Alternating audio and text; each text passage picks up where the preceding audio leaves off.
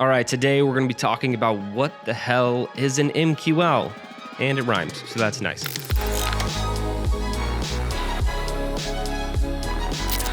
This is the Better Human Business Podcast. I'm Jared Moon, and I want to start talking a little bit more about business operations because it happens to be a skill set I have that I didn't know I had. I know I have it now, but it was something that I developed over years and years. And I thought it was just how you were supposed to go about running a business. But then I realized a lot of people suck at operations and they don't realize that that's what they actually need to scale their business. And so I developed these things by constantly trying to report the metrics that matter, automate as much as I can. And I also have really focused on leadership, trying to develop myself as a leader. And all of these things are more like on the operational back end side of the business. Now, I love the front end side too. I love sales, acquisition, leads, all of these kind of things. But operationally, that's really where you get your biggest bang for your buck. But it's not talked about that much. So I want to be talking about it a lot more because here's what people don't realize.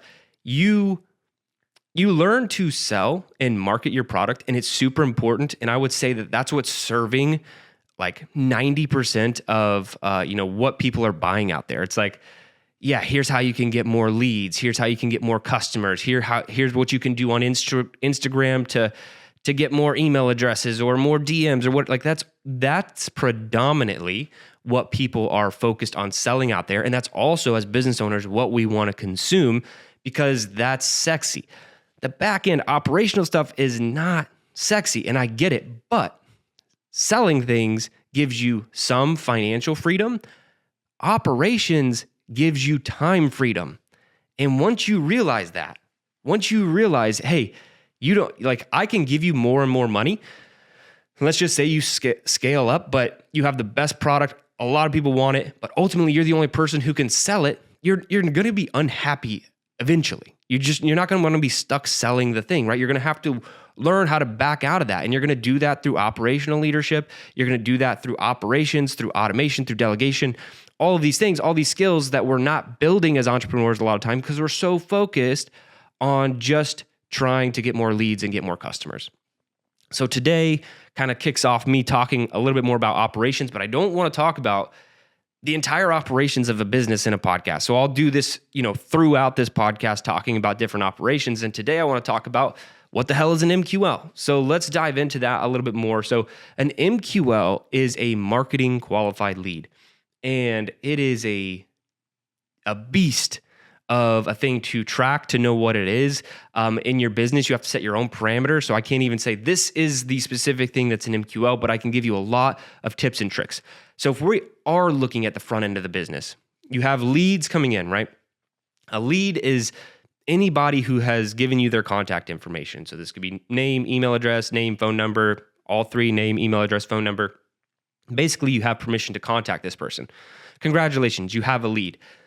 The only way you should be collecting leads in your business is through giving something of value in exchange for their contact information. And I did not know that there was a disconnect here, but it's a little bit easier these days to go scrape names and email addresses from people who don't want to hear from you.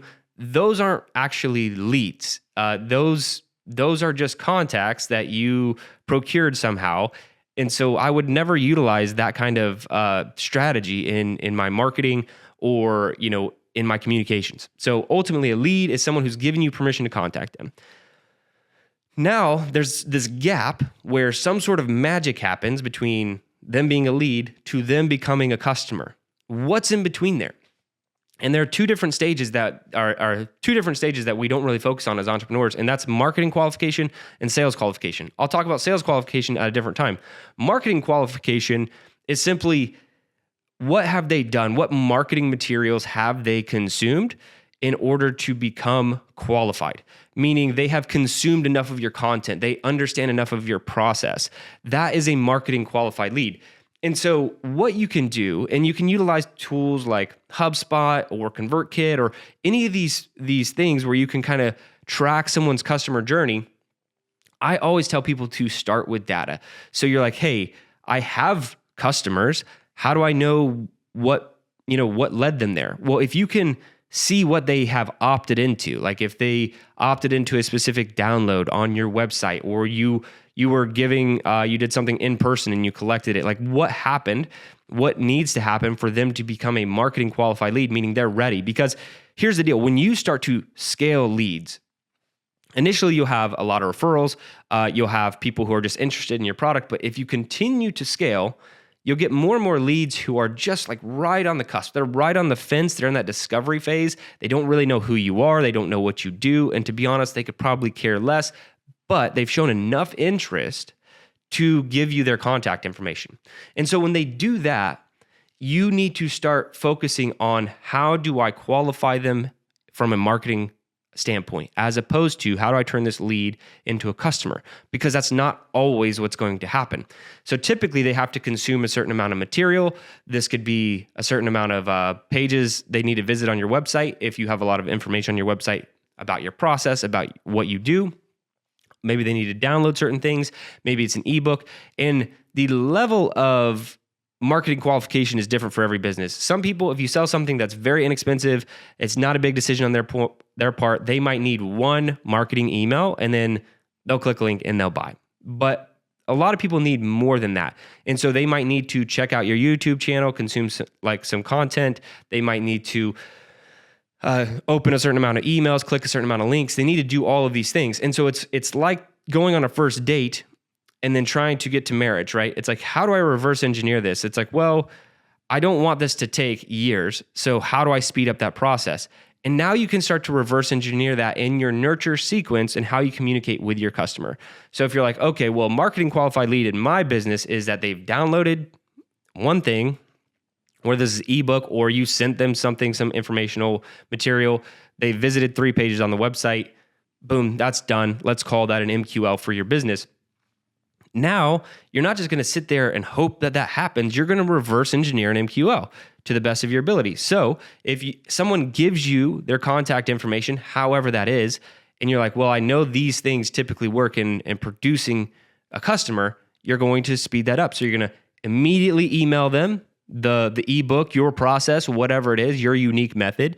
You send them your unique method, and now they consume that.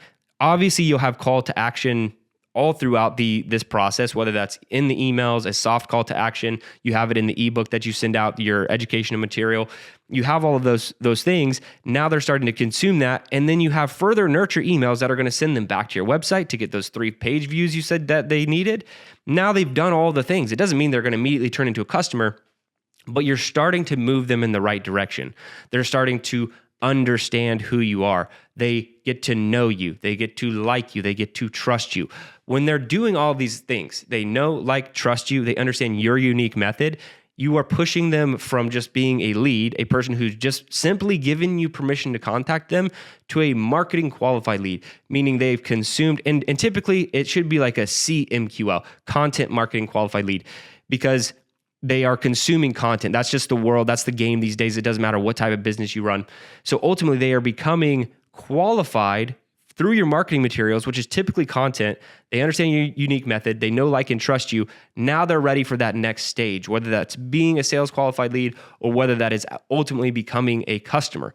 But that's the process that you want to learn how to reverse engineer and speed up, and stop thinking so much of this just, okay, I need more leads. How do I convert those leads? This is a dance. And when you scale, this is ultimately what you need to be doing. And a lot of these things you can automate. So when I'm sitting here talking about MQL, you might already kind of know your process. Maybe you're like, oh, maybe I should put together an ebook and to describe my unique method. 100% do that. You need a unique method. You also, in the email nurture series, need to show them how they can know, like, and trust you. How do they get to know you? How do they like you? How do they trust you? All of these kind of things. And we could talk a lot about the psychological triggers involved with that, but that's what you're trying to reverse engineer from an operational standpoint, is not just leads to customers. It's how do I get these people nurtured? How do I get them to understand my process?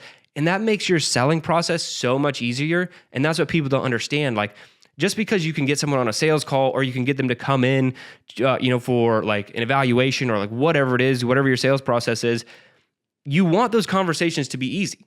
Like, we all do. Like, we don't want a tough sales conversation. Who wants a tough sales conversation?